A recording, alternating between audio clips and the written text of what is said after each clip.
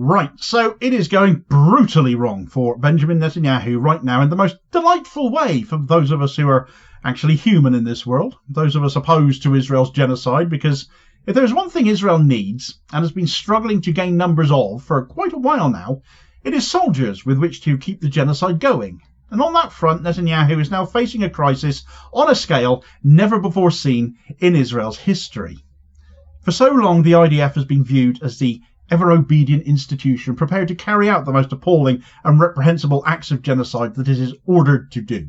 51,000 people dead in Gaza at their hands. Entire neighbourhoods reduced to rubble by their hands. No such thing as an off-limits target, with hospitals, schools and refugee camps all targeted. And yet for those same soldiers, the very purpose of their actions, in their eyes, is not being achieved. And actually, governmental orders have run counter to those goals, namely the rescue of those hostages still held by Hamas. Instead, more and more the ongoing genocide, particularly the resumption of it following the collapse of the recent Gaza ceasefire, is increasingly being seen as for Netanyahu's benefit only, even in Israel. That he has turned the war into a personal lifeline, appeasing his far-right coalition partners Itamar Ben-Gvir and Bezalel Smotrich, while ignoring the growing dissent within his own military, and the cost is staggering. The Golani Brigades, Unit 8200, the intelligence spies, the Air Force, and some 40% of all reservists are all now downing tools and refusing to fight. And quite how Netanyahu hopes to keep this war going with so many in the military refusing orders, I can't fathom. But Netanyahu is not listening either. Instead of reassessing his strategy, he is purging the dissenters, doubling down on a failing campaign, and ensuring that more Israelis and Palestinians will die, not for Israel's security, but only for his political survival. Right, so from the very beginning, Netanyahu's handling of the Gaza genocide has been driven by personal and political calculations. We know more and more about this in everyday discourse, not military necessity at all. And that goes back to how Israel chose to react to the night of October 7th itself. Their role in the deaths that occurred that night, as reported by the likes of former Defence Minister Yoav Gallant and eyewitness reports, that it was not necessarily all Hamas. Not to mention the allegations that Israel were tipped off weeks beforehand that something was going to happen, implying that much of what has happened on that night, or did happen on that night, may have been engineered that way to excuse the genocide we've seen since, to give Israel the excuse to go into Gaza the way it has. Facing corruption charges as he has done now for years, evading them as best he could, and reliant on an extremist coalition to keep himself in power, Netanyahu has prolonged the conflict at the expense of the hostages Hamas took, ditched agreements that would have seen those hostages returned, but which would have dumped him out of power at the hands of the extremists Ben-Gvir and Smotrich. It is the single most glaring piece of evidence of Netanyahu's reckless priorities that he has failed to prioritise the hostages, ever. A position that has been held for many months now, not least by the families of those hostages still held in Gaza. Hamas recently announced that it has lost contact with the group holding Israeli-American soldier Eden Alexander, meaning his fate is now unknown. Yet instead of intensifying negotiations, Netanyahu has escalated bombing campaigns, further endangering his own people in his drive to seize more Gazan territory and entrenching his own position. This negligence has sparked fury within the IDF on an unprecedented scale now, though. This began ostensibly about a week ago with a letter having been signed by some 1,000 Israeli reservists from the Air Force, demanding that getting the hostages back be prioritised over the continuation of the war, which they have also said is being driven for personal and political reasons in a direct and quite obvious swipe at Benjamin Netanyahu. So what did Netanyahu do? He dismissed them all from service. Only around 10% of these were on active duty, though. The rest were either retired or not in service. So if that had been it, there wouldn't be much of a story here. But as it happens, it's just the tip of the iceberg. The following day, soldiers in Unit 8200, Israel's most secretive intelligence unit, publicly backed the reservists' call, added their names to a joint letter, a second one, demanding the hostages be put first, even if that means ending the war in Gaza. An excerpt from the Cradle on their 2 cents worth, stating that the 8200 officers said, "We identify with the grave and troubling assertion that at this time the war serves primarily political and personal interests, not security interests. Continuing the war contributes nothing to its stated objectives and will lead to the deaths of hostages, IDF soldiers, and innocent civilians. We are concerned about the erosion of the reserve force and the growing rates of non-reporting for duty, and we worry about the long-term consequences of this trend. Only an agreement can bring the hostages back safely, while military pressure mainly results in the killing of hostages and endangers our soldiers, the letter continued. Every day that passes, their lives are at risk. Every additional moment of hesitation is a disgrace. Hundreds of reservist officers, active duty soldiers and retired officers signed the letter, Israel's public broadcaster Kan reported on Friday. The soldiers from Unit 8200 published the letter a day after around 1,000 Israeli reservist soldiers from the Air Force signed a letter of protest demanding the prioritization of returning captives from Gaza over the continuation of the war, which they say is being led for personal and political reasons.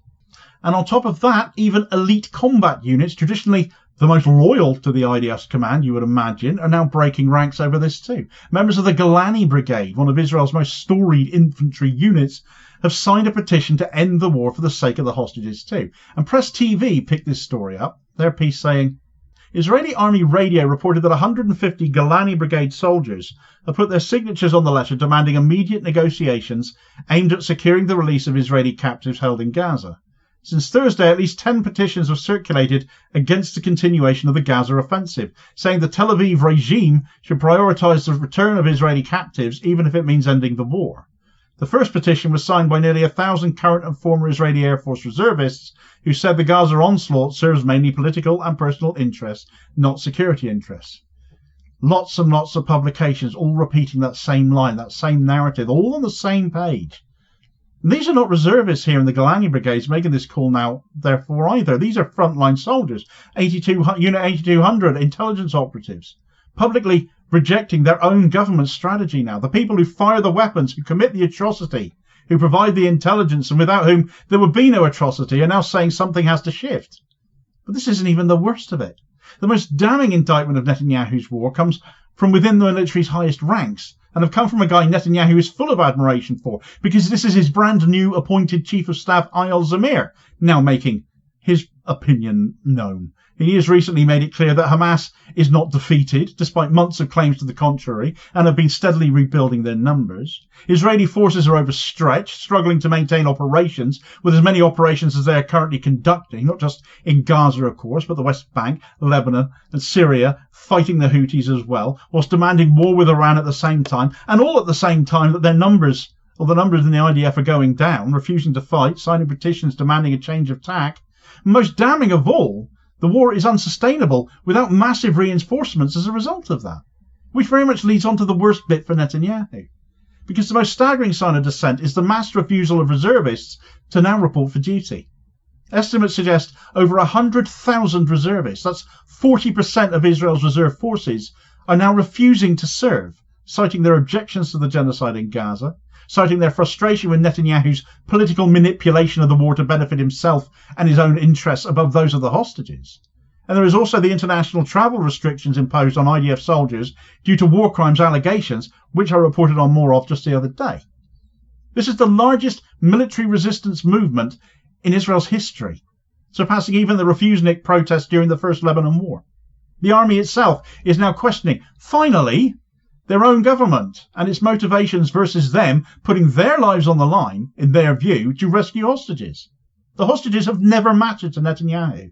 In my opinion, if it's taken this long for IDF soldiers and reservists to wake up to this, then they are either really flaming slow or just kidding themselves, and really they're just sick of all of this now, which I could just as easily believe. Suddenly finding their morals, I'm certainly not buying. Fundamentally, Israel can go to hell in a handcart, as can the hostages, as far as Netanyahu is concerned. He would see that country completely implode, because the only thing that matters to him is himself, at all times, always, 24/7. He will continue to carry on the war indefinitely to avoid corruption charges. He will suppress dissent by purging critics from the military. But more and more are joining the cause against him, against what he's doing. So how many more can he dismiss when he already faces massive military shortages? And he will continue above all else to keep himself in power by appeasing his far-right allies who demand total annihilation of Gaza and the complete ethnic cleansing of all of the people there. It would all come at a massive cost to Israel itself, though. The hostages are being forgotten and will be forgotten, and who knows what their fate will be. The IDF is fracturing, and the more Netanyahu ignores them or attacks them, the more bitter relations with them will become. And where Israel is already a pariah state globally and IDF soldiers risk arrest if they travel abroad, Israel's global isolation will continue to therefore deepen. Ultimately, the IDF's revolt It's not just about still being in Gaza or rescuing the hostages. It's about whether Israel will continue to be held hostage itself by a leader who values his own power over his own country's future, because that is Benjamin Netanyahu summed up in a single sentence. In my view, it's a collapse that cannot come fast enough for the sake of all of Palestine and all hostages on both sides, not just the Israeli ones. Meanwhile, for more on the latest global travel bans hitting Israel where it hurts, do check out this video recommendation here as your suggested next watch. Please do also hit like, share and subscribe so as to ensure you don't miss out on all new daily content, as well as supporting the channel at the same time, which is very much appreciated, holding power to account for ordinary working class people, and I'll hopefully catch you on the next vid. Cheers, folks.